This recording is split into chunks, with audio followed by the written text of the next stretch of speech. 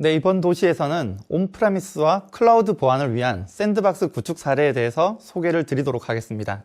네, 먼저 기업 환경의 변화에 대해서 설명을 드리겠습니다. 과거에는 많은 기업들이 본사 전사실에 기업의 중요한 서버들과 중요한 데이터들을 저장을 하고 이러한 서버와 데이터를 보호를 하기 위해 방화벽이나 IPS, 디도스, 안티바이러스, 샌드박스 등을 배치를 하였습니다. 그러나 최근 재택근무자와 같은 원격 사용자의 접속이 늘어나고 있고 많은 기업들이 기업의 워크로드들을 클라우드로 빠르게 이전하면서 클라우드의 보안의 중요성이 나날이 높아지고 있습니다. 클라우드 보안에 대한 많은 고려 요소가 있지만 악성 코드는 여전히 보안 담당자가 대응해야 할 중요한 위험 요소입니다. 웜, 바이러스, 트로이 목마와 같은 악성 코드들은 기업이 보유한 방화벽이나 IPS, 안티바이러스와 같은 시그니처 기반의 보안 솔루션으로 효과적인 방어가 가능하지만 공격자들은 점점 더 진화되고 정교한 공격으로 기업의 중요 IT 자산들을 노리고 있습니다. 특히 제로데이 취약점을 이용해서 신종 악성 코드의 경우 기존의 시그니처 기반의 보안 솔루션들을 쉽게 우회할 수 있게 되면서 샌드박스와 같은 APT 대응 솔루션이 필요하게 되었습니다. 이러한 공격은 기존의 기업의 사용자 시스템이나 데이터 센터뿐만 아니라 클라우드 환경에서도 여전히 유효한 공격이기 때문에 클라우드 환경으로 이전 시에 반드시 고려되어야 하는 중요한 포인트입니다. 다음은 샌드박스가 차세대 방화벽과 연동이 되었을 때 어떤 이점들을 얻어갈 수 있는지 여기에 대해서 소개를 드리도록 하겠습니다. 기본적으로 샌드박스는 사용자의 운영 환경과 최대한 유사하게 구현되어서 공격자가 만든 악성 코드를 실제로 실행을 시켜보고 위협을 탐지하는 용도로 제작된 솔루션입니다. 실제 파일들을 실행시켜서 동적 분석을 수행을 하기 때문에 제로데이 위협의 탐지가 가능하게 되고 탐지가 된 시그니처를 생성을 해서 여러 가지 타 시스템과 공유하기도 합니다. 그리고 분석된 위협에 대해서 상세 분석 결과 보고서를 보안 운영자에게 제공을 하기도 합니다. 네트워크 구간에서 샌드박스는 네트워크 지원 현상의 방지를 위해서 대부분 보시는 것과 같이 미러링 형태로 구성이 되며 위협의 탐지의 목적으로만 운영이 많이 되고 있습니다. 만약 샌드박스가 차세대 방화벽과 연동이 된다면 차세대 방화벽이 가지고 있는 여러 가지 기능들과 연동이 되어서 위협의 탐지뿐만 아니라 신속하게 차단도 가능하게 됩니다. 이외에도 샌드박스가 차세대 방화벽과 연동이 될 경우 차세대 방화벽들이 가지고 있는 SSL 트래픽의 복호화 기능이라든지 방화벽 특유의 유연한 보안 정책 설정이 가능하게 됩니다. 그리고 제로데이 위협에 대한 인텔리전스의 공유를 통해서 보다도 효과적으로 위협에 대한 대응을 하실 수가 있습니다. 또한 클라우드 환경의 특성상 트래픽의 미러링이 쉽지 않기 때문에 차세대 방화벽과 연동 시에는 원하는 구간의 트래픽에서 의심 파일과 의심 URL을 추출해서 샌드박스로 분석 요청을 하여 위협의 분석과 차단이 가능하게 됩니다. 현재 다양한 클라우드 환경들이 제공되고 있기 때문에 기업의 보안 담당자 입장에서는 현재 기업이 이전하고 있는 클라우드 서비스 환경에서 샌드박스 서비스를 제공을 하고 있는지를 확인을 하셔야 하며 어떤 차세대 방화벽과 효과적으로 연동이 가능한지 먼저 살펴보는 것이 중요합니다. 다음은 클라우드 샌드박스 도입 시의 유의사항에 대해서 안내를 드리도록 하겠습니다.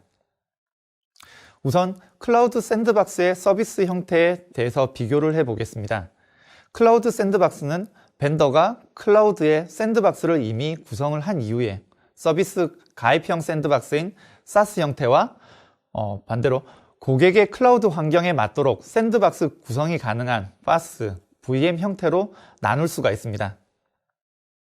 SaaS 형태 샌드박스는 서비스 가입 후에 단순한 장비의 연동만으로 손쉬운 구성이 가능하지만 샌드박스를 공유 형태로 같이 함께 사용을 하기 때문에 분석에 대한 지연이 발생을 할 수가 있습니다.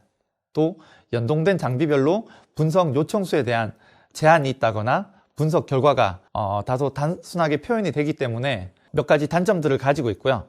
반대로 파스는 초기에 사스에 비해 구성이 조금 복잡하기는 하지만 여러 가지 장점들을 많이 가지고 있습니다. 많은 보안 벤더들이 사스 형태의 샌드박스 서비스를 제공을 하고 있는데 벤더가 구성한 기존 정해진 환경의 샌드박스로만 연동이 가능하기 때문에 한컴 오피스, 알집과 같은 국내 환경에서 주로 사용되는 어플리케이션의 취약점을 이용을 해서 발생되는 위협에 대해서는 탐지가 어렵다는 단점이 있습니다. 효과적인 위협의 대응을 위해서는 클라우드 샌드박스에서 커스텀 VM을 지원하는지가 중요한 포인트가 될 수 있습니다. 뿐만 아니라 고객사에서 사용하는 특별한 어플리케이션을 커스텀 VM에 설치하고 해당 어플리케이션 취약점을 통해서 발생되는 위협을 사전에 탐지하고 대응할 수가 있습니다. 뿐만 아니라 샌드박스가 얼마나 다양하고 많은 환경을 지원하는지도 꼼꼼하게 확인해 봐야 합니다. 왜냐하면 공격자가 제작한 악성 코드들이 특정한 어플리케이션에서만 실행이 되거나 특정 운영 환경에서만 동작하도록 설계가 되었기 때문에 위협이 실행되기에 적절한 운영체제나 어플리케이션의 버전이 샌드박스 내에 설치가 되어 있지 않다면 위협을 제대로 실행이 되지 않고 제대로 탐지를 할 수 없게 됩니다. 클라우드로 이전되는 기업의 워크로드가 늘어나고 분석해야 될 대상이 늘어날 경우 샌드박스는 확장이 필요하게 됩니다. 이러한 경우 얼마나 손쉽게 확장이 가능하며 특정 샌드박스의 장애 발생 시에 서비스에 영향이 없도록 어떻게 안전성을 제공하는지도 꼭 확인을 해봐야 됩니다. 화면에 보시는 것처럼 샌드박스가 여러 대가 클러스터링으로 이어질 경우 한 대의 샌드박스가 마스터와 프라이머리 슬레이브 그리고 워커 등 여러 가지 역할들을 나누어 가지게 됩니다. 마스터로 유입되는 파일들에 대해서 다양한 워커로 로드 밸런싱을 하도록 설계가 되어 있으며 마스터가 장애가 발생 시에 프라이머리 슬레이브가 마스터가 되어 마스터의 역할들을 그대로 수행을 할 수가 있게 됩니다. 그리고 분석해야 될 파일의 양이 늘어나면 늘어날수록 이 워커들을 추가적으로 늘려서 확장을 해 나갈 수가 있습니다. 마지막으로 위협 인텔리전스의 보유입니다. 샌드박스는 알려지지 않은 새로운 위협을 샌드박싱을 통해 동적 분석으로 행위 분석을 하기 때문에 오탐과 미탐에 대해 항상 발생할 수가 있습니다. 이를 줄여주는 기술이 바로 위협에 대한 인텔리전스라고 할 수 있습니다. 공격자들이 사용하는 기술을 연구함으로써 하나의 단순한 악성 코드가 아닌 공격 기술에 대한 특성과 목표를 기준으로 위협을 확정할 수 있게 되는 게 위협 인텔리전스의 기능이라고 보시면 됩니다. 마지막으로 클라우드 샌드박스의 구축 사례에 대해서 소개를 드리도록 하겠습니다. 먼저 데이터 센터의 샌드박스 구축 사례입니다. 코로나 사태의 장기화로 재택근무자가 늘어나는 환경에서 VPN을 통해 데이터 센터로 유입되는 트래픽에 대한 위협 분석이 필요한 고객들이 발생하게 됩니다. 신뢰되지 않은 네트워크 환경에서 자주 사용되는 시스템이 악성 코드에 감염된 이후에 이 악성 코드가 VPN을 통해 조직 내부로 유입되는 사례가 매우 빈번하게 일어나고 있는데 이러한 경우에 이 샌드박스를 이용을 해서 VPN을 통해 외부에서 내부로 유입되는 위협들에 대해 효과적으로 샌드박싱을 통해서 알려지지 않은 제로데이 위협을 효과적으로 방어를 할 수 있게 되었습니다. 다음 고객은 클라우드 환경으로 조직의 워크로드들을 이전하고 있는 고객사에 대한 사례입니다.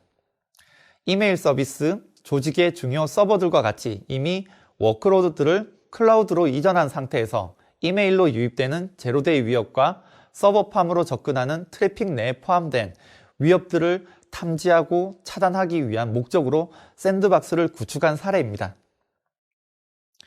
보시는 것 같이 클라우드에 샌드박스를 구축을 하고 본사에서도 어플라이언스 형태의 샌드박스를 구축한 사례입니다.